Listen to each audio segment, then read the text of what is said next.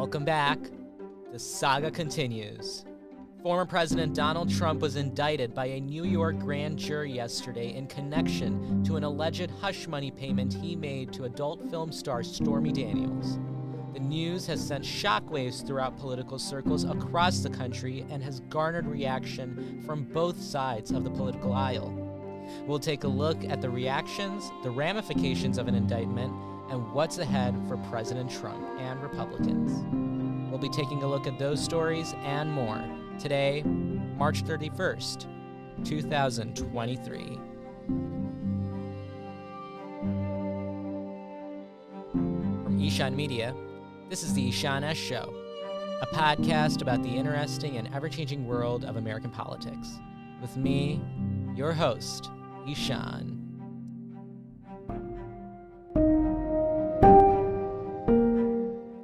Hi, everybody. Welcome back to the Ishan S. Show. So glad to have you back on. Now, before we get into things, I just want to ask all of you one quick favor.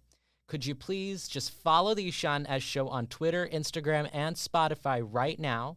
Because now that we're in this really exciting part of the election cycle where all news is big news, I know that you guys want to know everything that's going on. So follow us on all these platforms and subscribe to the Political News blog and keep checking the IshanSshow.com so that you are on top of all of the biggest stories in politics. Speaking of which, I'm so glad to be back, and boy, are we witnessing history right now. This is something, what we're going to talk about today, it's something that is unprecedented, something that no one has seen in the history of this country. And I think we really don't understand what unprecedented means, but we've never seen anything like this. And what we're witnessing right now, they're going to put that in the history books 30 years from now. Now, for my friends that aren't sure about what I'm talking about, yesterday in the evening, President Trump, former President Donald Trump, was reportedly and then confirmed to be indicted by a New York grand jury in connection to alleged hush money payments his campaign for president made in the lead up to the 2016 election to adult film star Stormy Daniels. We talked about the story in depth last week, about the details of this case, what's going on with it, etc., etc. But for my friends that want a quick spark notes of what happened, basically, in the lead up to the 2016 election, former President Donald Trump is alleged to have made a hush money payment to adult film star Stormy Daniels to keep her quiet about an affair that the former president might have had with her around 2006 or 2007. And these payments that were made amounting to around $130,000 were made via Trump's former personal lawyer and fixer, Michael Cohen. He's somebody we talked about last week. Now, Cohen had a bit of a falling out with Trump, and he actually ended up testifying against Trump in this case. He also was found guilty for making these payments. Now, what this case that we're talking about today is about is whether or not bank fraud, or not bank fraud, if there was fraud committed in the facilitation of the money in these payments. So anyway, this has been ongoing for nearly 5 years. Basically around this point in April 2018 or 2017 is when we opened it up. But many of us weren't really thinking that this was going to be that big of a deal. I remember all those years ago watching this story on the news and thinking, this isn't a big deal. I don't think this is going to be an issue for the Donald. I guess I spoke too soon. So the investigation was ongoing. They were trying to find out witnesses. They were trying to find more areas of interest, evidence, anything that might have influenced the Trump's campaign's decision or Trump's own decision to make these hush money payments. And it revolves for a while. It revolves, and actually it was buried for the longest time, but it revolved around the action when it came to Michael Cohen making these payments. So the payments were made. Whether or not Trump knew about it, whether or not these were campaign funds, those are the questions we are trying to answer. Now, many people weren't paying attention to this. That was until we got a new district attorney in Manhattan. He came in to run that shop. His name is Alan Bragg. We also talked about him in the last episode. He is the new district attorney of Manhattan, and he was charged with conducting this investigation. And he actually ran on a platform of prosecuting Donald Trump, investigating Donald Trump. So we actually ended up reopening this case and convened a grand jury. Now, for my friends who don't know what a grand jury is, we did explain what that is last week, but a grand jury is basically like a jury. if you don't know what a jury is, it's a group of your peers and 9 of your peers that evaluate whether or not you are guilty in criminal court. But with a grand jury, it's a little different because here you're not determining if a person is guilty, but rather you're determining if there's enough evidence, 23 people, if there's enough evidence to present a charge or to charge somebody with a crime. So this isn't determining if Trump is guilty of anything. It's just determining that there is enough evidence for the DA, district attorney, to actually follow through with an indictment. And I guess the grand jury decided that that's the case with this issue because they have decided that there's enough evidence to take this to court. Trump, for his part, has denied all wrongdoing since this opened up in the first place all those years ago. He said that it's a witch hunt and that it's all part of all these other cases and investigations that have been made into him for so many years. He's discredited it, and he doesn't think there's been any wrongdoing. Interestingly, though, he hasn't openly denied the affair itself, which is interesting to think about, but he has denied any knowledge of what Michael Cohen did, how he made the payments, and when he was making that $130,000 payment to Stormy Daniels. All right, friends, that was a bit of a marathon, but you are all caught up on what's been going on, so let's get into the nitty-gritty of what has happened since last night. So last night, news broke. I got it off of Fox News and CNN at the same time, fun fact. But the news broke that former President Donald Trump was indicted by a New York grand jury in connection to the hush money probe that I just talked about.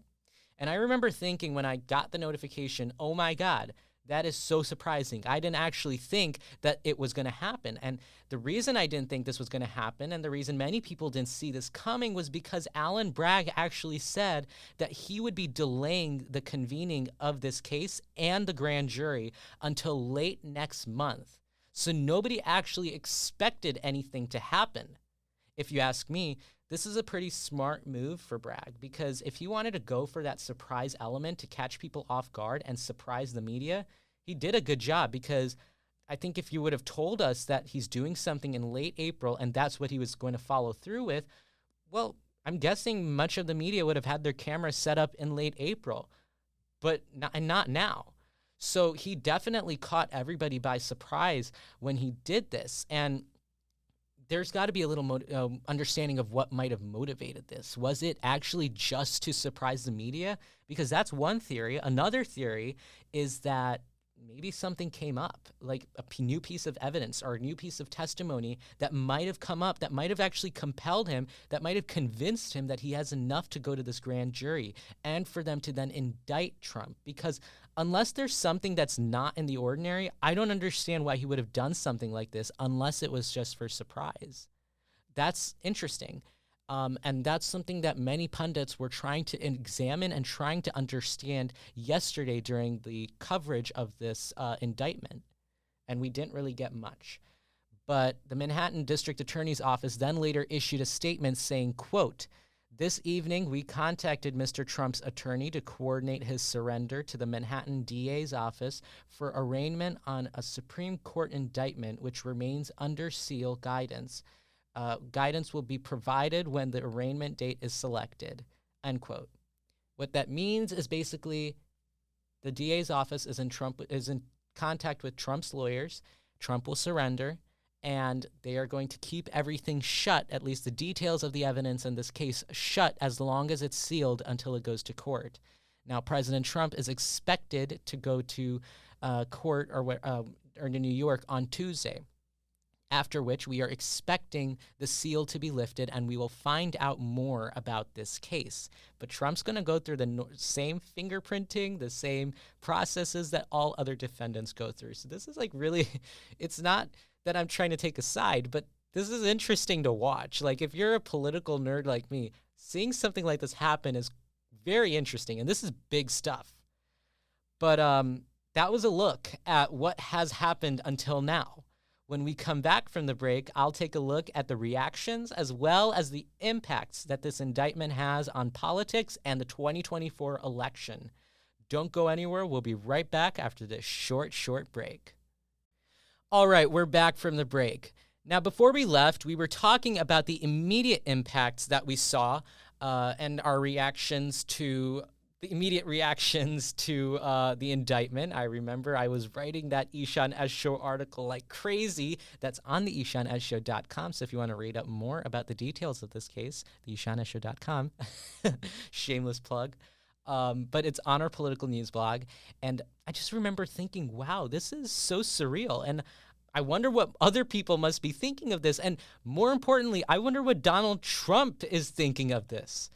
So we did some investigating, and based on reports that we've gotten, specifically from the Washington Post, Donald Trump did not expect this to happen. He was reportedly taken aback by the decision. And I think maybe it was just because he was caught up in the same thing that I and other people were.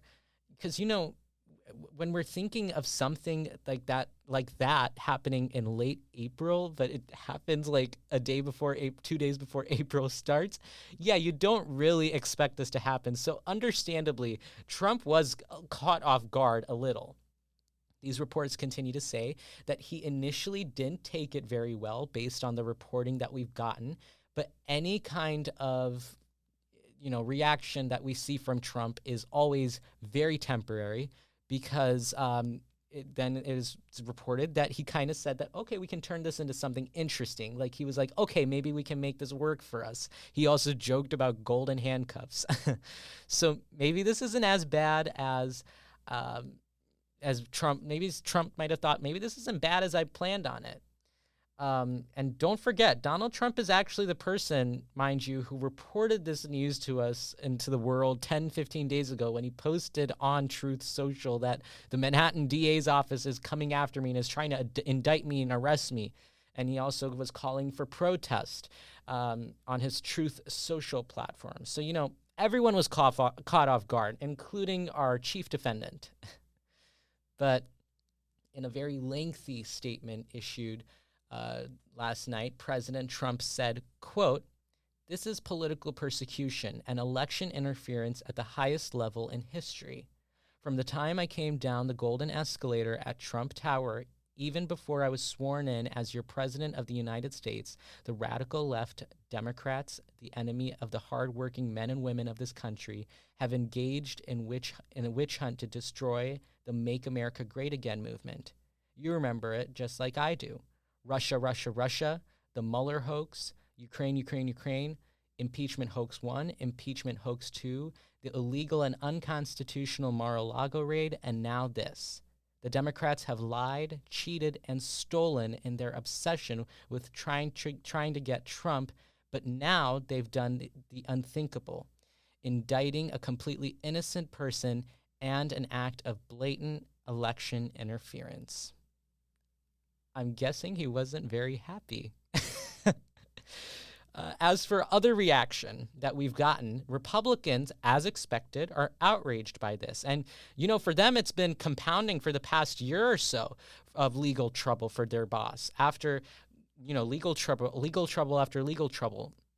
And I thought that Republicans would start to see Donald Trump as a bit more of a political liability, but I guess they're not there yet. So many people are very outraged by the whole thing that happened, and we'll play a few clips of some prominent Republicans, but here's what House Speaker Kevin McCarthy had to say about this raid. Quote, "Alan Bragg has irreparably damaged our country in an attempt to interfere in our presidential election. The American people will not tolerate this injustice, and the House of Representatives will hold Alvin Bragg and his unprecedented abuse of power to account." End quote. So when news of this initially broke, Kevin McCarthy vowed to investigate Alvin Bragg, and he vowed, and him and his deputies, the chairman of all the committees, the judiciary, etc., they all said that they were going to investigate Alvin Bragg to see if there was political persecution in his judgment. But they also wanted to see if Alvin Bragg used federal Department of Justice funds to conduct this investigation, because they don't want a DA using federal funds to investigate, in their words, a political opponent. So Kevin McCarthy was already planning something. Republicans were planning something to go after Alan Bragg, because much of the attack is right now directed at Bragg and not Democrats in general. It's a little different from Trump. And then as for a nice quote that might sum up the Democrats' reaction, Representative Maxine Waters, who's very controversial on the right, tweeted a now viral tweet saying, quote, "So, Trump finally got indicted. I predicted that he would, and I predicted that Stormy Daniels would get him. Sometimes justice works," end quote. Maxine Waters was actually really big when the Stormy Daniels thing happened 5-6 years ago. Like, she was very much about like how Trump was going to get in trouble because of her.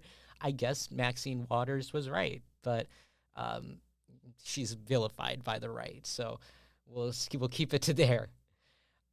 And reaction has been pretty consistent from either side. Democrats are happy. Democrats are saying this is justice served. Republicans are very angry, and they're saying that this is a witch hunt that is politically motivated. But a lot of the bulk of attack that Republicans have been making have not been towards Democrats in general. I mean, they're saying that Democrats and the radical left are trying to persecute a political opponent. They're using that rhetoric. But the tone is different from Trump, where it's more just directed towards Alan Bragg, because ultimately it is Alan Bragg's prerogative. And they're saying that Alan Bragg is abusing his power. They're saying that it's a politically motivated witch hunt, and and they're trying to tie in Democrats. And the reason I think they're trying to tie in Democrats is because Donald Trump, this isn't his only legal issue. He actually has a lot of legal issues going on, including attempted overturning of the Georgia 2020 election when they were talking about the electors there. Then there's the Mar-a-Lago classified documents raid. I mean, that's a whole other issue for Donald Trump. The January 6th riot, that's pulled Donald Trump in pretty far. So there's a lot of legal drama that's that Trump is facing, and actually most of it is being led by Democratic attorneys, district attorneys, state's attorneys, et cetera, that are looking into this. So Republicans are trying to turn this into a narrative of, targeted attacks on political opponents, on Republicans from the Democrats. And with this case, they're chiefly trying to say that Democrats are trying to remove a political opponent from the political arena, which has been interestingly selling very well. We'll take a look at polling in just a second, but I first want to look at reaction from Trump 2024 competitors, because don't forget, even after all of this stuff and all of the other things Trump is facing, he is still running for president. So let's take a look at some of his competitors. So in a tweet, Ron DeSantis, Trump's most likely Republican challenger, as in formidable one, has said, quote, "The weaponization of the legal system to advance a political agenda turns the rule of law on its head. It's un-American. The Soros-backed Manhattan district attorney has consistently been the law to downgrade felonies as an excuse criminal conduct. Yet now he is stretching the law to target a political opponent. Florida will not work an extradition request given the questionable circumstances at issue with this Soros-backed Manhattan prosecutor and his political agenda." Ron DeSantis is Trump's biggest competitor. Donald Trump sees Ron DeSantis as a threat. So to see one of his biggest threats come to his support might be nice for Trump to see. Now, when Ron DeSantis says Soros, he's referring to billionaire Democrat donor George Soros, who's known everywhere around the world because he donates a lot of money to progressive causes and Democrats. And actually, as a matter of fact, he did donate around $500,000 to Alan Bragg's campaign for DA. Now, there is a part that I find really interesting. Ron DeSantis, number one, did not mention Trump by name, but also came to his defense of sorts, which is politically very smart on his part because he wants to win that Trump vote. He wants to win the Trump base. So good for you, Ron. But when he mentioned the extradition thing, I was like, this is interesting because you're not in a different country. Extradition refers to a criminal in a different country being sent back to another country to be tried for a crime. We're in the United States of America. It's in the Constitution. States are going to work. The full faith credit clause or whatever. I can't remember the name of it, but it's the part of the Constitution where the states are going to work with each other to catch criminals, and they're going to work with each other on these types of things. There's no such thing as like extradition of sorts, that the way Ron DeSantis is trying to frame it. Not that I'm saying Donald Trump is a criminal, but when Ron DeSantis makes that extradition claim, or he uses that type of vocabulary, I find it a little interesting that he did that. But okay, he's playing politics and he's trying to play it smart, so we'll let it go. Nikki Haley, Trump's only actual opponent as of right now, was on Fox News last night. Here's a clip of her. You know, from everything I've seen from this New York district attorney, is that this would be something he'd be doing for political points. And I think what we know is when you get into political prosecutions like this, it's more about revenge than it is about justice. And, you know, I think the country would be better off talking about things that the American public cares about than to sit there and have to deal with some revenge by some political people in New York. President Biden, for his part, actually said that he would not be issuing any comments about Donald Trump, which is so funny, specifically with his indictment. He will not be issuing any comments about this indictment, which I found really funny, because I was like, Joe, you could have gone at that and you could have made a swipe at Trump. But when you think about it, it's actually good for him that he's not making any comments or claims, because he doesn't want to seem like this is a politically motivated arrest or an indictment or anything like that, because you don't want it to look like you're trying to get rid of your political opponents, because that's something that happens in countries like Russia, you know, where you're arresting political opponents and putting them in jail. For optics reasons, it's really smart for Joe Biden not to do that. Not that I'm suggesting that that's what's happening, but like optics-wise, that's how it might be played. And Democrats, I think, ought to play it a little smart, because they shouldn't, in my view, be commenting too much about this, or shouldn't be getting too excited about this, because this could very well blow up in their faces if the, you know, things that go forward, because the indictment is just the beginning. It's everything in the legal system and the court system after that that Democrats may need to think about. And if this blows up in their face, well, that'd be pretty embarrassing. But this does take a burden off of Merrick Garland. And as a reminder, Merrick Garland is the Attorney General of the United States. His job is to investigate. He's the Chief Law Enforcement Officer of the United States, of federal law, because he is also investigating Donald Trump. Now, the concern that there was initially was Merrick Garland might indict Donald Trump for something, for many of the investigations that he's committing. So if Merrick Garland did that, then it would seem very much like the Biden administration was trying to, you know, put an opponent in jail. But now that he's not going to be the first one firing the first shot, somebody's already done that. I think Merrick Garland kind of has a burden taken off his shoulders. And, you know, Merrick Garland has been vilified by the right for so many years. So, you know, avoiding liability's sake, I think this is good for Merrick Garland, specifically in the Biden administration. And, of course, polling. Republicans are actually standing by Donald Trump. They are saying that they are furious, and they're saying that this is politically motivated, et cetera, et cetera. I can't remember where this poll is from, but I do remember seeing it last night on NBC News. So, I mean, I'm guessing it was probably from NBC News, but I think they said that around 75% of Republicans were going to stand by Trump, actually would want to vote for him even more if there was an indictment against him. And you could say that's a good thing for Trump, but honestly, when I look at this and I look at the politics of it, in the short term, Trump can benefit all he wants from it. And in fact, he is. He is fundraising a lot of money off of this. But in the long term, when you're looking at swing voters and when you're looking at voters that might be a little turned off by all these legal issues, I don't see this really benefiting Donald Trump down the road, especially because Trump is going to surrender on Tuesday and a trial would be months away. And that means that that would happen in the heart of the presidential campaign.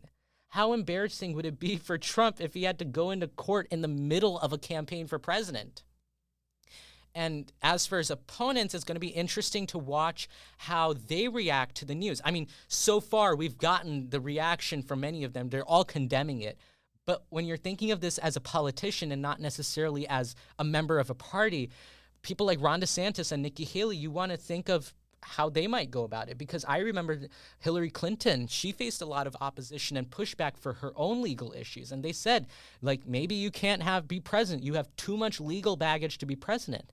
I wonder if Republicans, because they're now in that position themselves, that maybe they might start saying that about Donald Trump. Maybe they might start saying, you have too many legal issues, Donald. You can't be president. You might be too much of a liability.